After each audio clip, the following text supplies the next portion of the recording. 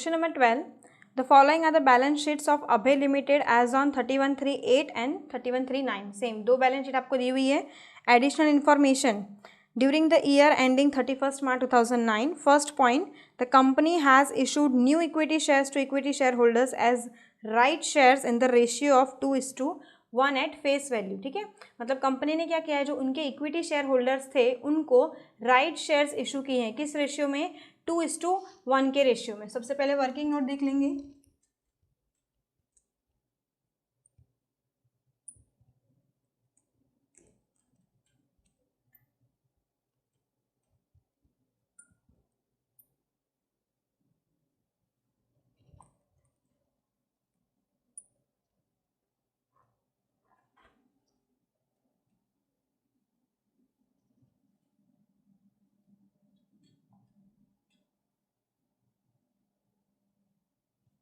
उन्होंने कहा है जो हमारे एग्जिस्टिंग शेयर्स हैं उसमें हम रेशियो दे रहे हैं 2:1. सो आपके रियल एक्चुअल शेयर्स कितने हैं?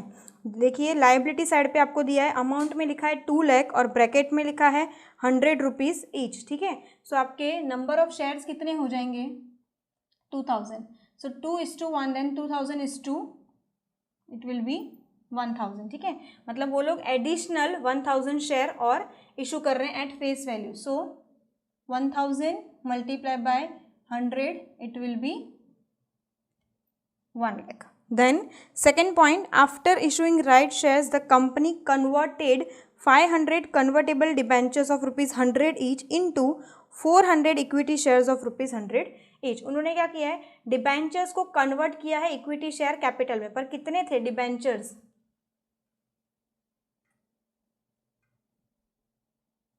डिबेंचर्स थे 500, उसका प्राइस था 100.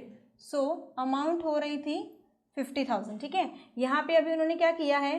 कन्वर्ट कर दिया है इनटू इक्विटी शेयर. और वो कितने हैं? 400 इंटू 100, तो वैल्यू हो जाएगी 40,000. अब है वैल्यूएशन कितना? 50,000 का. उन्होंने 40,000 में इशू किया है. अमाउंट जो है वो तो 50,000 ही रहनी है. सो जो डिफरेंस अमाउंट जो आ रहा है वो आपके लिए क्या हो जाएगा? Security premium. मतलब कि ये जो शेयर्स हैं वो क्या हुए हैं? सिक्योरिटी 10% प्रीमियम के साथ में इशू करे गए. Now point number 3, one of the fix assets costing 50,000 on which accumulated depreciation was 20,000 has been sold for ₹25,000. मतलब कि आपकी फिक्स असेट है जिसका प्राइस कितना कहता है? 50,000 बोल रहा है, उसके ऊपर अपने ने डेप्रिसिएशन डिडक्ट किया, दैट इज ऑफ 20,000, और उसको सोल्ड आउट किया है 25,000 में.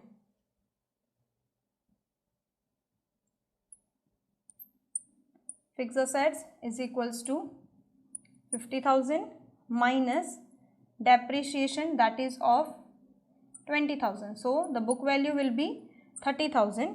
इसमें से आपने जो सेल किया है उसका वैल्यूएशन दिया हुआ है 25,000. सो ये जो 5,000 है that is your loss on sale of fix asset. Then fourth point, sold investment of on 30,000 at profit. ठीक है, 30,000 के प्रॉफिट पे उन्होंने बेचा है. The profit being credited to capital reserve. उन्होंने ये नहीं बताया कि प्रॉफिट की वैल्यू कितनी है. सो हमें इन्वेस्टमेंट अकाउंट बनाना पड़ेगा टू एनालाइज कि कितनी अमाउंट का प्रॉफिट हमें मिला है. Then point 5, bad debt of ₹2,000 were written off. हमने बेड डेप रिटर्न ऑफ किया है. सो हमें कैश फ्लो स्टेटमेंट में इसका एंट्री करना है. Then closing stock was under valued by 10,000. हमने क्लोजिंग स्टॉक की वैल्यू को क्रिटिसाइज किया है. 10,000 क्या किया है? अंडर वैल्यू कर दिया है. ठीक है, मतलब आपने डिडक्ट किया होगा, उसको रेक्टिफाई करने के लिए आप क्या कर दोगे? कैश फ्लो स्टेटमेंट में ऐड कर दोगे. Then seventh point, profit 25,000 as tax for the last year and also paid the amount of propose dividend of the last year. मतलब हमने टैक्स कितना पे किया है? 25,000 पे किया है, और प्रपोज डिविडेंड जितनी भी वैल्यू बनती है लास्ट ईयर की वो भी हमने पे की है. Starting with equity share capital, सबसे पहले opening balance bye balance brought forward that is 2 lakh. इसके बाद हमने वर्किंग नोट में देखा था कि उन्होंने राइट शेयर्स को इशू किया है. ठीक है, राइट शेयर्स की वैल्यू जो थी वो कितनी थी? 1 lakh.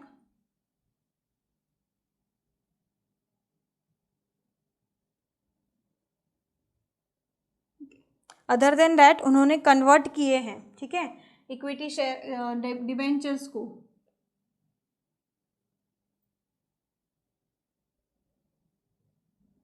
Now closing balance that is 3,40,000.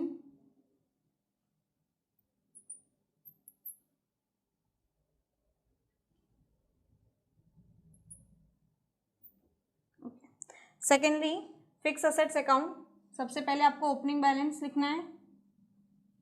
Opening balance दिया हुआ है 3 लाख. नाउ पॉइंट नंबर 3 में आपको कहा है कि उन्होंने सोल्ड किए, कितने में किए, 25,000 में, बाय कैश अकाउंट 25,000. और इसका हमने वर्किंग नोट किया था जिसके अंदर 5,000 का क्या आया था, loss. So by P&L account that is loss 5,000 by depreciation. Depreciation आपको बोला है उसके ऊपर उन्होंने 20,000 डेप्रिशिएशन डिडक्ट किया है. And lastly closing balance that is 4 lakh.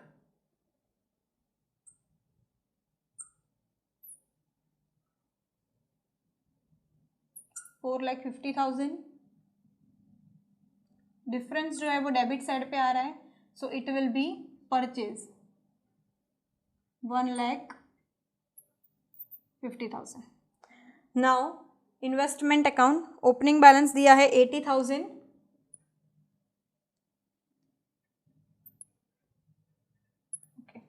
Point number 4 में कहा है sold investment on 30,000 at profit. ठीक है, इन्वेस्टमेंट बताया है कि 30,000 का, बट उसका प्रॉफिट कितना है वो नहीं बताया. और ऐसा कहा है the profit being credited to capital reserve account, मतलब उन्होंने कैपिटल रिजर्व अकाउंट में क्रेडिट किया. सबसे पहले उसके लिए हम कैपिटल रिजर्व अकाउंट का ओपनिंग बैलेंस देख लेंगे. That is 10,000 by balance brought forward 10,000. Okay, अभी यहाँ पे इसका क्लोजिंग बैलेंस भी दिया हुआ है. ठीक है, दैट इज 20,000. सो जो डिफरेंस आ रहा है वो कहाँ आ रहा है, क्रेडिट साइड पे. तो ये जो होगा वो क्या होगा, इन्वेस्टमेंट अकाउंट का प्रॉफिट होगा. That is also 10,000. ओके, यहाँ क्रेडिट है तो यहाँ क्या होगा, debit to capital reserve account 10,000. Then by cash जो अभी हमने सेल्ड आउट किया. ठीक है, उसमें उन्होंने कहा है 30,000 तो इन्वेस्टमेंट है, देन प्रॉफिट भी इसमें अंदर हम ऐड करके हमारा सेलिंग बनता है. सो 30,000 इन्वेस्टमेंट का प्राइस, 10,000 उसका प्रॉफिट. सो यहाँ बाहर कितनी वैल्यू आएगी, 40,000. इसके अलावा by balance carry forward that is 1 lakh. So total 1,40,000. Difference जो है वो कहाँ आ रहा है, डेबिट साइड पे. सो it will be purchase difference 50,000. Now provision for taxation, opening balance आपको दिया हुआ है 30,000 bye balance brought forward 30,000. And point number 7 में क्या है, प्रॉफिट 25,000 एज टैक्स. ठीक है, उन्होंने पे करा है.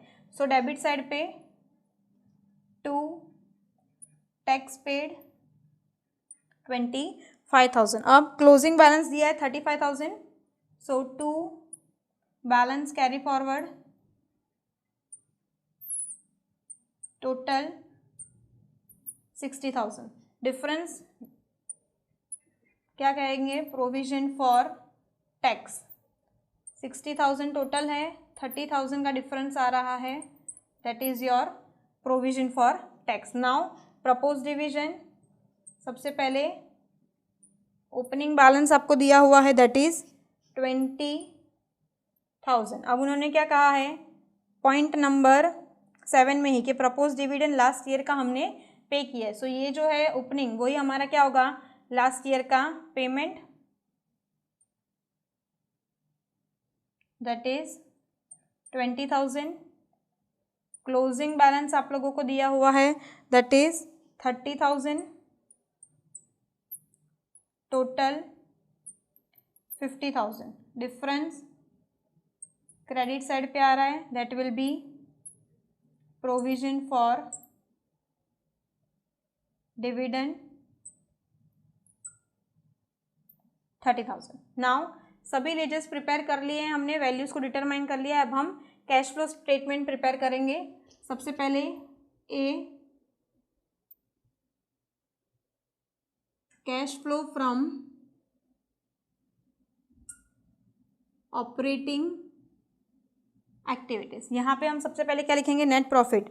लायबिलिटी साइड पे आपको प्रॉफिट एंड लॉस अकाउंट करके दिया है। ओपनिंग बैलेंस है 60,000, क्लोजिंग बैलेंस है 80,000। सो करंट ईयर में से हम लास्ट ईयर को डिडक्ट करेंगे, 80,000 minus 60,000, so 20,000 is your profit. इसके अंदर प्लस करेंगे information debited to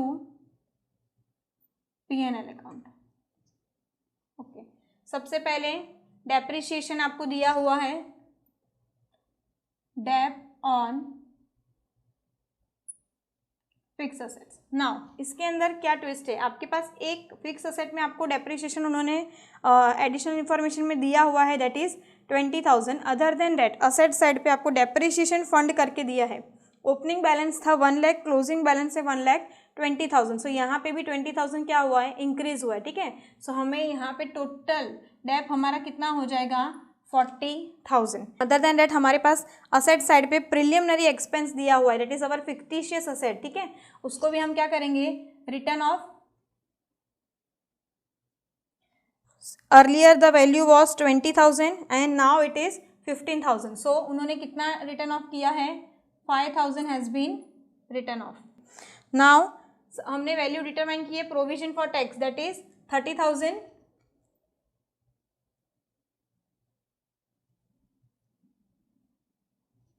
propose dividend, that is also 30,000. Now loss on sale of fixed assets, that is 5,000.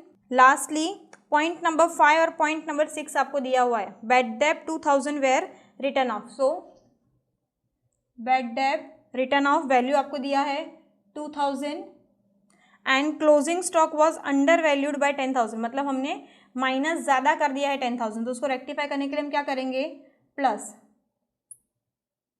Closing stock valuation. Lastly liability side पे आपको general reserve दिया हुआ है। Opening balance था 40,000, closing balance है 45,000, मतलब हमने 5,000 क्या किया है, ट्रांसफर किया है, transfer to general reserve 5,000, that is 1,27,000. Now information credited to P&L account. सबसे पहले P&L अकाउंट में हमने जो जो चीज़ों को ओवर वैल्यूएशन किया हुआ है वो चेक करना है। तो यहाँ पे कोई भी ऐसी इनकम नहीं है जिसको आपने प्लस मतलब P&L अकाउंट में क्रेडिट साइड पे लिखा है जिसको आपको माइनस करना पड़े। ठीक है, so it is nil. So value will be 1,47,000. This is profit before changes in working capital. इसके बाद में हम करंट असेट्स और करंट लाइबिलिटीज़ को एनालाइज करेंगे, किस में इंक्रीज और डिक्रीज हुआ है। Starting with current liabilities, creditors देखो पहले कितना था 50,000, अब हो गया है 40,000। सो ये क्या हो रहा है, रिड्यूस हो रहा है, तो उसको हमें सबट्रैक्ट करना होगा।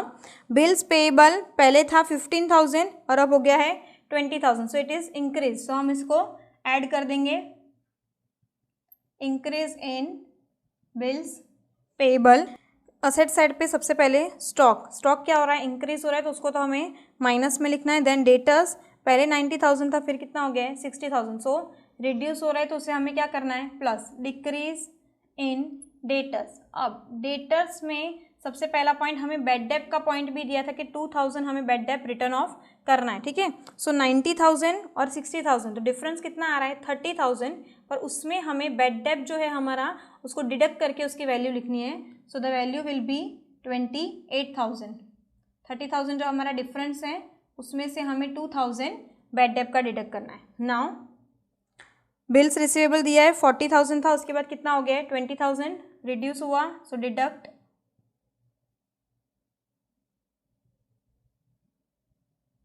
20,000 value 53,000।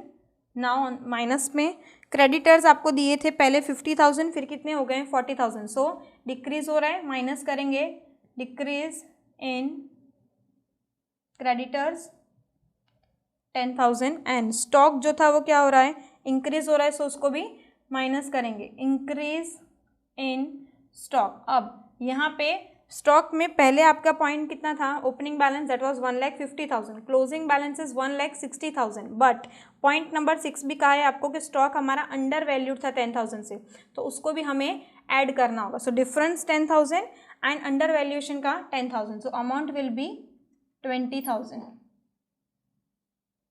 30,000, total 1,70,000. This is profit after changes in working capital.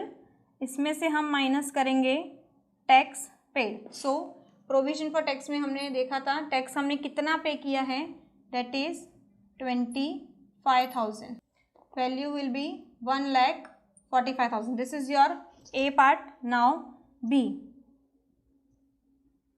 cash flow from investing activities. सबसे पहले जितना कैश इनफ्लो हुआ है, मतलब हमने सेल करके जितना कैश गेन किया है उसको रिकॉर्ड करेंगे। फिक्स असेट्स में हमने 25,000 का सेल किया है, so sale of fixed assets that is 25,000. Other than that investment account में भी हमने सेल किया है, so sale of investment 40,000, this is 65,000. Now जितना हमने परचेज किया है, सो सेम फिक्स असेट्स में भी हमने एनालाइज किया था कितना हमने परचेज किया है 1,50,000 का purchase of fixed assets and purchase of investment. So investment में भी हमने कितना लिखा है 50,000, value 2 lakh, answer will be 1,35,000. This is your part B. C, cash flow from financing activities. सबसे पहले इक्विटी शेयर कैपिटल में हमने राइट शेयर्स जो इशू करे हैं that is of 1 lakh, issue of shares 1 lakh minus payment हमने किया है of proposed dividend. Proposed dividend में हमने पेमेंट किया है दैट इज 20,000, वैल्यू 80,000. नाउ 1,45,000 में हम इन दोनों को सब्ट्रैक्ट करेंगे, वैल्यू आएगी 90,000. This is your net cash flow A plus B plus C, जिसमें हम प्लस कर देंगे opening cash balance. Opening cash balance आपको देखो कितना दिया है, बैंक बैलेंस करके दिया है बट वो क्या है डैश है, ठीक है। But on the liability side आपको बैंक ओवरड्राफ्ट दिया हुआ है, तो बैंक ओवरड्राफ्ट हमारा कितना है 55,000। तो यहाँ पे हम माइनस में लिखेंगे 55,000, value 35,000. This is your closing cash balance. आप देख सकते हो असेट साइड पे आपको बैंक बैलेंस करके क्लोजिंग, मतलब ओपनिंग में डैश है बट क्लोजिंग साइड पे आपको दिया हुआ है 35,000.